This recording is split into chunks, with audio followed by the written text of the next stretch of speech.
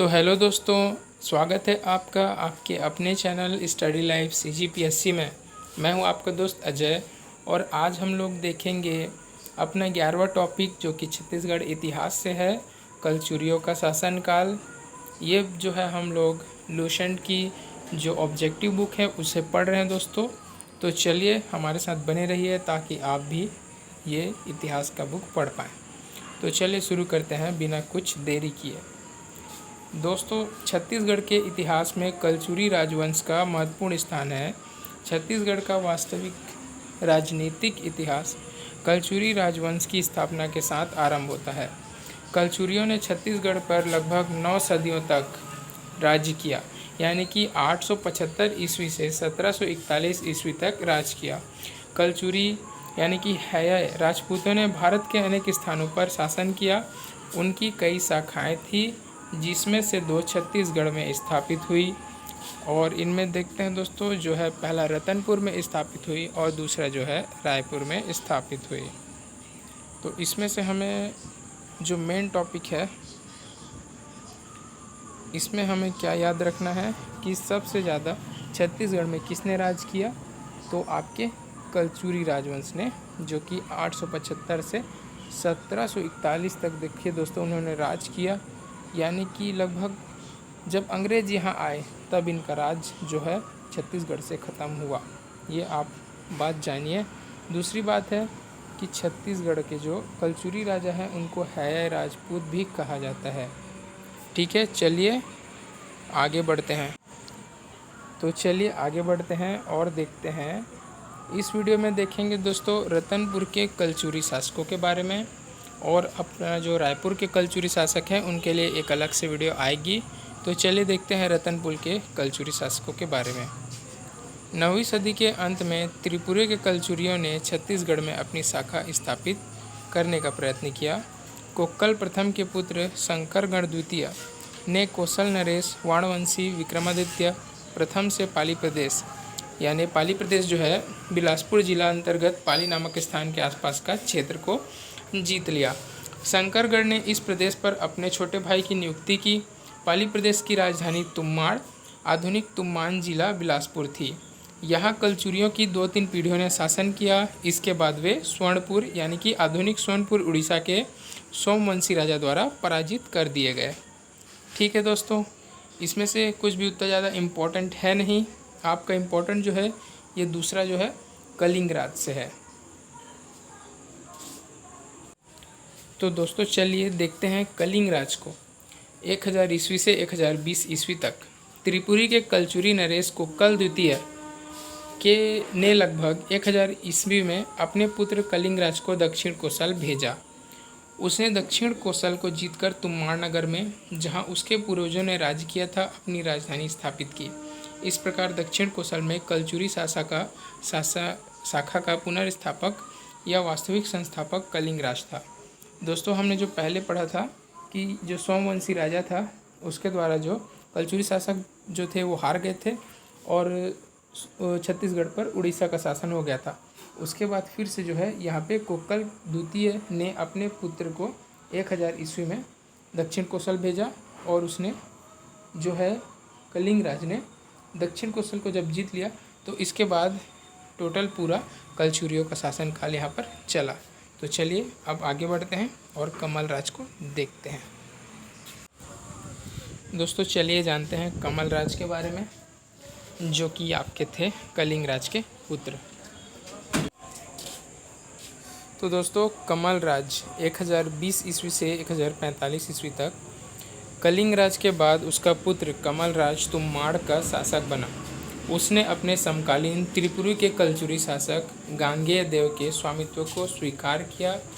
यानी कि दोस्तों जो त्रिपुरी था ये इनका कलचुरियों का मेन ब्रांच था। ये जो त्रिपुरी के शासक होते थे उनके अंडर में ये काम किया करते थे। स्वीकार किया। कमल राज ने गांगेय देव के उड़ीसा अभियान में साथ दिया, क्योंकि उड़ीसा के जो शासक थे उन्होंने पहले इनका जो शासन था समाप्त कर दिया था, इसलिए इन्होंने बदला लेने के लिए उड़ीसा के शासकों के साथ में युद्ध किया। तो अब देखेंगे दोस्तों रत्न राज या फिर रत्नदेव प्रथम के बारे में। तो है रत्न राज्य रत्नदेव प्रथम 1045 से 1065 ईस्वी। दोस्तों कमल राज के बाद उसका पुत्र रत्नराज तुम्माड़ का शासक बना। उसने तुम्माड़ में आम्रवन, फलोद्यान, पुष्पोद्यान आदि लगवाए तथा मंदिर का निर्माण करवाया। रत्नराज ने मणिपुर नामक प्राचीन ग्राम को नगर के रूप में परिवर्तित कर उसे रत्नपुर, जो कि आज का रतनपुर है, नाम दिया और अपनी राजधानी तुम्माड़ से हटाकर रत्नपुर में स्थापित की। इस नए नगर को उसकी समृद्धि के कारण कुबेर का नगर की उपमा दी गई। तो यहाँ से आपको तो बहुत सारे कुछ मिल जाते हैं देखने के लिए, जैसे कि अपनी राजधानी तुम्माड़ से हटाकर रत्नपुर में स्थापित की प्रथम बार किसने? रत्नराज ने। ठीक है। और प्राचीन मणिपुर नामक ग्राम को रत्नपुर नामक ग्राम का नाम दिया, जो रत्नपुर को और कुबेरपुर भी कहा जाता था। दोस्तों चलिए अब इसके बाद आगे बढ़ते हैं पृथ्वीदेव की तरफ। दोस्तों अभी अगला है पृथ्वीदेव। पृथ्वीदेव जो 1065 से 1090 ईस्वी तक रत्नराज के मरणोपरांत उसका पुत्र पृथ्वीदेव प्रथम रतनपुर का शासक बना। उसने अपने राज्य का विस्तार किया और सकल कौशलाधिपति की पदवी धारण की। याद कीजिएगा, पृथ्वीदेव प्रथम सकल कौशलाधिपति की पदवी धारण की। वह कौशल के 21,000 गाँवों का स्वामी था। वह धार्मिक प्रवृत्ति का था, इसलिए उसने अपने शासनकाल में अनेक मंदिरों का निर्माण करवाया, जैसे कि तुम्माड़ का पृथ्वीदेव मंदिर और शिव मंदिर। ठीक है। तथा रतनपुर में एक विशाल तालाब खुदवाया। ठीक है दोस्तों, इसको याद रखिएगा। तो चलिए दोस्तों अब पृथ्वीदेव प्रथम के बाद चलते हैं उसके पुत्र जाजलदेव प्रथम के पास।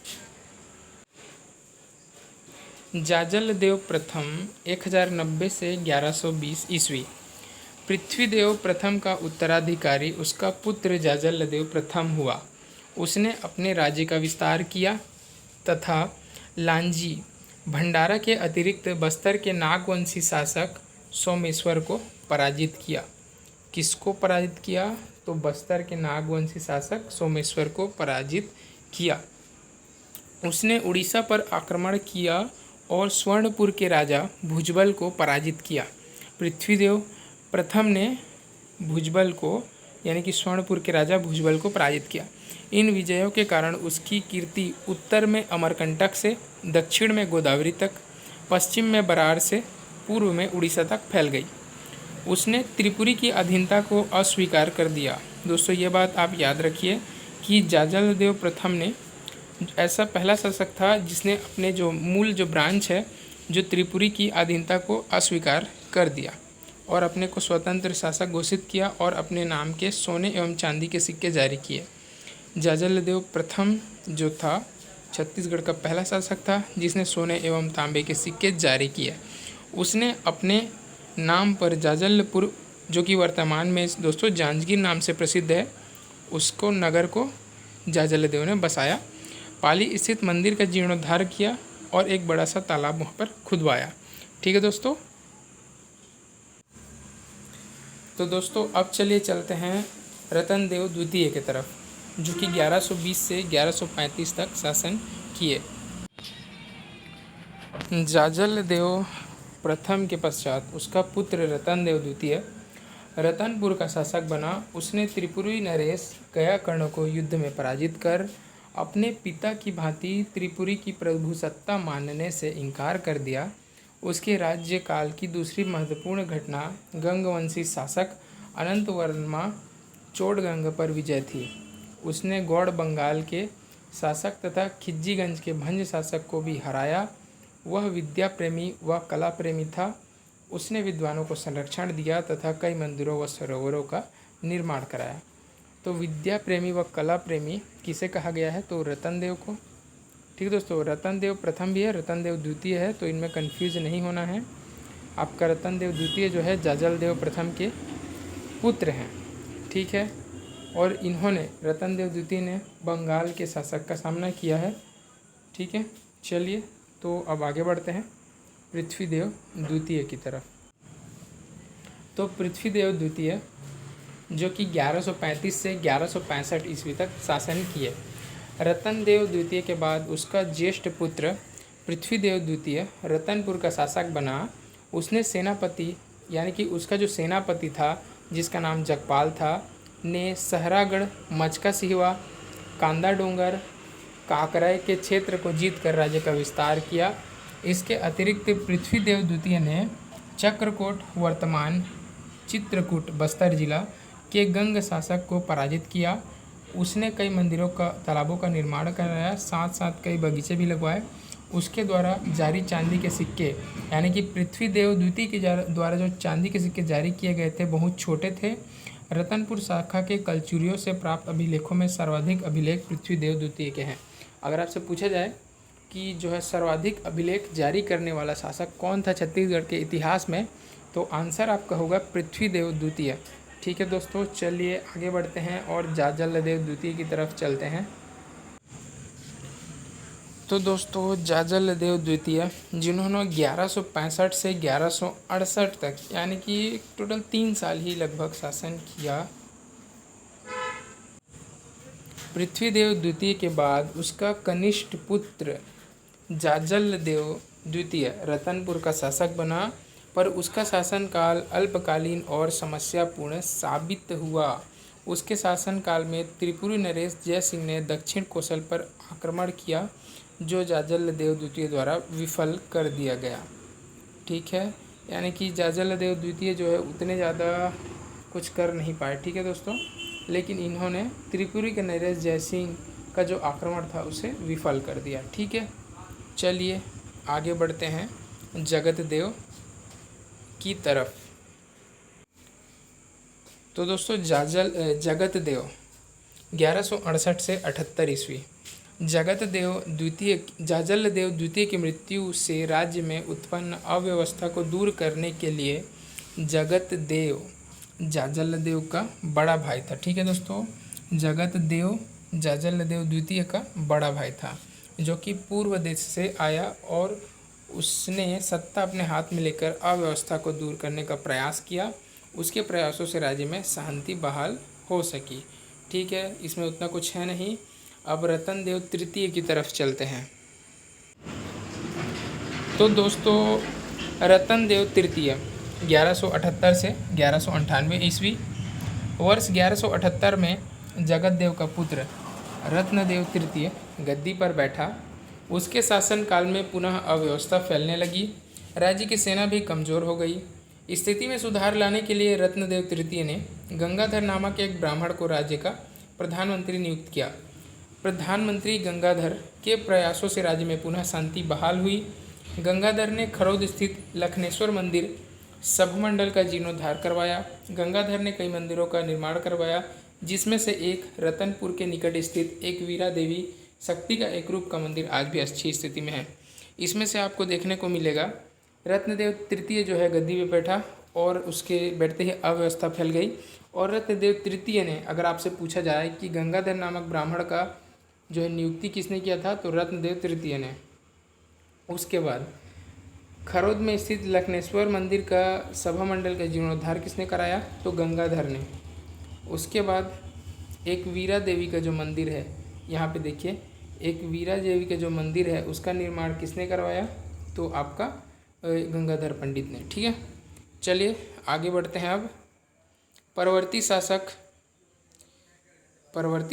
1198 से 1741 ईस्वी। रत्नदेव तृतीय के बाद उसका पुत्र प्रतापमल्ल रत्नपुर का उत्तराधिकारी हुआ। प्रतापमल्ल के बाद से कलचुरी राज्य से संबंधित लेख उपलब्ध नहीं हैं। परवर्ती शासकों ने राज्य शासन में प्रचलित प्रथाओं में बहुत फेर नहीं किए, इसलिए वे कई पीढ़ियों तक लड़ाई के धूम धड़ाके से बचे रहे और शांतिपूर्वक शासन करते रहे। तो दोस्तों जो ये परवर्ती शासक हैं इन्होंने ज़्यादा कुछ किया नहीं इसके हिसाब से। ठीक है, जो 1198 है उसके बाद 1741 है, वहाँ तक पूरा परवर्ती शासकों का शासनकाल रहा, जो कि रत्नदेव के बाद आए। ठीक है, तो देख लेते हैं। चलिए परवर्ती शासकों के नाम एक बार हम देखेंगे, उसके बाद अगले वीडियो में मिलेंगे आपसे रायपुर के कलचुरी शासकों के बारे में जानने के लिए। तो देखिए यहाँ पे परवर्ती शासकों के नाम हैं प्रतापमल, भानु सिंह, नरसिंह देव, भूमि सिंह देव, प्रताप सिंह देव, जय सिंह देव, धर्म सिंह देव, जगन्नाथ सिंह देव, वीर सिंह देव, कमल देव, शंकर सहाय, मोहन सहाय, दादू सहाय, पुरुषोत्तम सहाय, बाहर सहाय, बहारेंद्र, कल्याण सहाय, लक्ष्मण सहाय, शंकर सहाय, मुकुंद सहाय, त्रिभुवन सहाय, आदिति सहाय, रंजीत सहाय, तखत सिंह, राजा सिंह देव, सरदार सिंह, रघुनाथ सिंह। तो दोस्तों जो आप वीडियो पॉज करके इसको एक बार लिख लीजिएगा और एक बार इसका रिवीजन कर लीजिएगा। मिलते हैं अगले वीडियो में। और अगर वीडियो आपको अच्छा लगे और आपको CGGK के बारे में और जानना हो, लुसेंट का बुक आपको पूरा ऐसे वीडियो में पढ़ना हो, तो चैनल को सब्सक्राइब ज़रूर से कर लें। ठीक है दोस्तों।